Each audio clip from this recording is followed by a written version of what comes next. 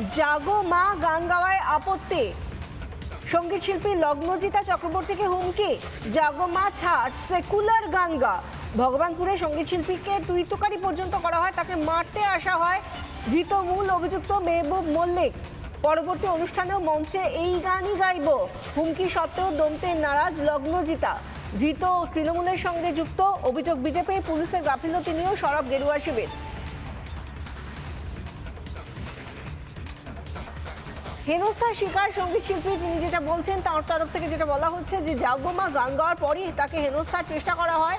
আচমকা স্টেজে উঠে হেনস্থার চেষ্টা করে এক ব্যক্তি। আমাকে মারধর করতে এসেছিল এই ব্যক্তি। জাগো মা পরিবর্তে সেকুলার গান গাইতে বলে এবং সেটাও তুইতকারি করে। মেহবুব মল্লিক, যাকে ইতিমধ্যে গ্রেফতার করা হয়েছে, তার বিরুদ্ধে হেনস্থার অভিযোগ উঠে আসছে। স্কুলের ক্যামেরায় পুরো ঘটনার রেকর্ডিং রয়েছে। মেহবুব মল্লিকের কড়া শাস্তি হোক চাইছেন লগ্নজিতা চক্রবর্তী।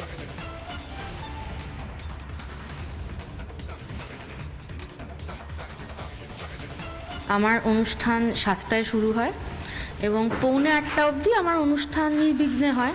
7টা গান আমার গাওয়া হয়ে গেছিলো and I was going on to my 8th number, 8th song. তো আমি যখন 7th এবং 8th গানের মধ্যে কথা বলছি, এই গানটা শেষ করে, তখন হঠাৎ দেখলাম একজন মানুষ দৌড়ে স্টেজে উঠে এলেন, হেঁটে না, দৌড়ে স্টেজে উঠে এলেন এবং কিছু বোঝার আগেই আমি দেখলাম যে উনি প্রায় আমার এখান অবধি চলে এসছেন। ভিডিওটা দেখলেই সবাই বুঝতে পারবেন যে উনি আমাকে মারতেই উঠেছিলেন এবং যখন উনি আমাকে মারতে পারেন না এবং যখন ওনাকে টেনে নিয়ে যাওয়া হচ্ছে, তখন উনি চিৎকার করে বলেন, অনেক জাগমা হয়েছে, এবার একটু সেকুলার গা। এবং আমি স্টেজ থেকে নেমে যাই এবং তারপরে আমি ভগবানপুর পুলিশ স্টেশনে যাই এবং গিয়ে আমি একটা জেনারেল ডায়েরি। আমি শুনেছি যে মেহবুব মল্লিক অ্যারেস্ট হয়েছেন। আমি চাই যে অ্যারেস্ট হয়েছেন খুব ভালো, কিন্তু উনি যেন ছাড়া না পেয়ে যান। তো এটা যদি 7:45 হয়, তাহলে তো 10টা, 10:30, 11টার পর কি হচ্ছে, এটা তো খুব ভয়াবহ ব্যাপার। আমার গান রিলিজ করেছে পুজোয়, এত সুন্দর একটা গান, এটা আমার অন্যতম প্রিয় গান, আমি যে গানগুলো গেয়েছি তার মধ্যে। এবার আশঙ্কা আতঙ্কে থেকে আমি এই গানটা গাইবো না স্টেজে, এটা তো হবে না, এটা আমি তো গাইবই। এবং 26 তারিখ আমার শো আছে আরামবাগে, আমি 7 নম্বরেই আবার এই গানটা গাইবো এবং আমার কোনো আতঙ্ক নেই। একজন সঙ্গীত শিল্পী, তার কণ্ঠরোধের চেষ্টা, তাকে হেনস্থা, অসম্মানের চেষ্টা, এবং সেই জায়গা থেকে যেটা বাংলার সংস্কৃতি, যেখানে পীঠস্থান বলা হয় সংস্কৃতির, সেখানকার মানুষ তারা কি বলছেন, এটা কি তারা মেনে নিতে পারছেন? সাধারণ মানুষ কি বলছেন, কথা বলেছিলেন আমাদের প্রতিনিধি, শুনুন।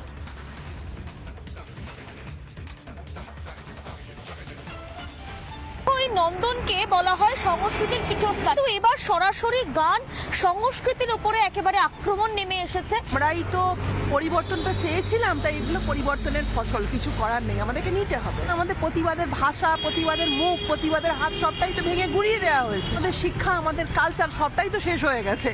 আর নতুন করে তো এ ব্যাপারে কিছু বলার নেই। আমরা প্রত্যেকেই এটা জানি যে এবার আমাদের পথে নামার দরকার, কিন্তু আমরা পথে, ওই যে ব্যাপারটা হচ্ছে বিড়ালের গলায় ঘন্টাটাকে বাঁধবে। আমার কাছে বিষয়টা অনেক বড়, বিষয়টা এত ছোট নয়। শুধু লগ্নজিতে একটা ঘটনা, এরকম ঘটনা ঘটতে থাকবে যতক্ষণ এই পরিবেশটা চেঞ্জ করা যাবে।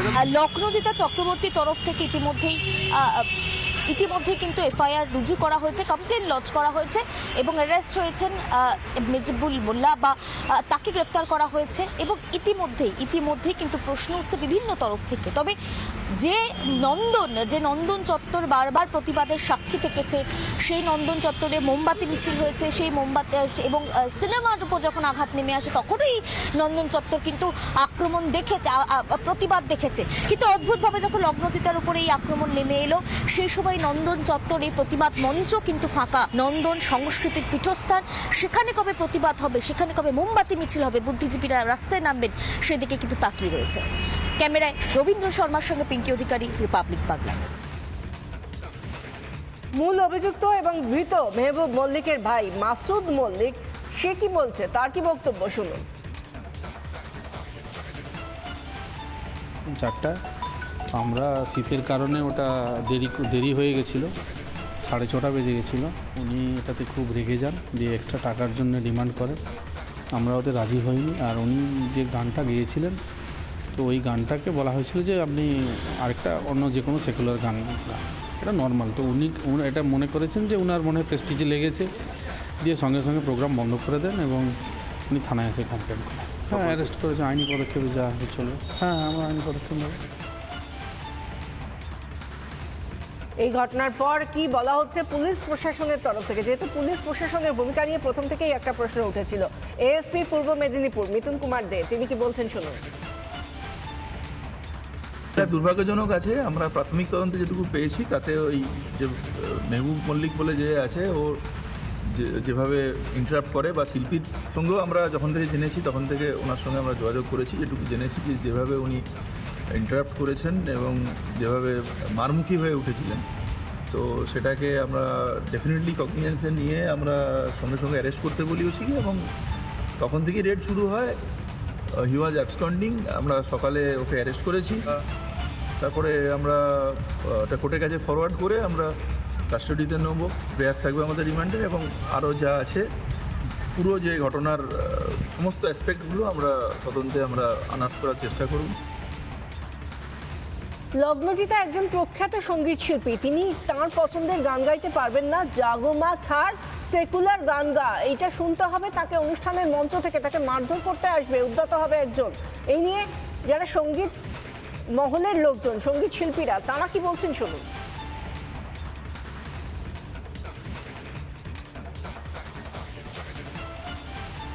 তার সাথে ঘটেছে, সেটার জন্যে শিল্পী হিসেবে তো আমি লজ্জিত বটেই, মানুষ হিসেবেও লজ্জিত। কারণ আমাদের প্রত্যেকেরই কিছু না কিছু প্রফেশন আছে, যে যেই কাজ করি আমরা সেটা নিয়ে হয়তো ব্যস্ত থাকি, কিন্তু এখন দেখা যাচ্ছে এই যুগে এই সময়টায় দাঁড়িয়ে যে মানুষ হিসেবে আমরা খুবই একটা নীচতার পরিচয় দিচ্ছি সর্বক্ষেত্রেই। আর কোনো শিল্পীর কাজে বাধা দেওয়া কারোরই অধিকার নয়। আমার মনে হয় কিছু যদি অশুভ বুদ্ধি সম্পন্ন লোক থাকে আশেপাশে, কোট আনকোট, আমি সচেতনভাবে লোক আর মানুষ এই দুটো শব্দ ব্যবহার করছি, কারণ মানুষ অর্থাৎ যার মান এবং হুঁশ আছে, যারা এই ধরনের ঘটনা ঘটাচ্ছে তাদের মান এবং হুঁশ নেই। লগ্নজিতার একটি অনুষ্ঠান ছিল সেখানে, এবং সেখানে যে তার প্রতি যে অভব্য ব্যবহার করা হয় এবং যে চরম বিশৃঙ্খলা তৈরি হয়, তার তীব্র ধিক্কার জানাই। এরকম ঘটনা একেবারেই অভিপ্রেত নয় এবং আমি প্রশাসনের কাছে অনুরোধ করব, আবেদন করব, তারা যেন বিষয়টি খতিয়ে দেখেন এবং দোষীর যেন যথাযথ শাস্তি হয়, কারণ এই ঘটনা কিন্তু একেবারেই কাম্য নয়। তার প্রতি আমাদের প্রত্যেকের চোখ থাকবে, এই ঘটনার যেন যথাযথ বিচার হয়। নানা ধরনের কন্টেন্ট দেখার জন্য লাইক করুন, শেয়ার করুন আমাদের ফেসবুক পেজ, সাবস্ক্রাইব করুন আমাদের ইউটিউব চ্যানেল। পাশাপাশি অন্যান্য ব্রেকিং নিউজের জন্য অবশ্যই চোখ রাখুন রিপাবলিক বাংলায়।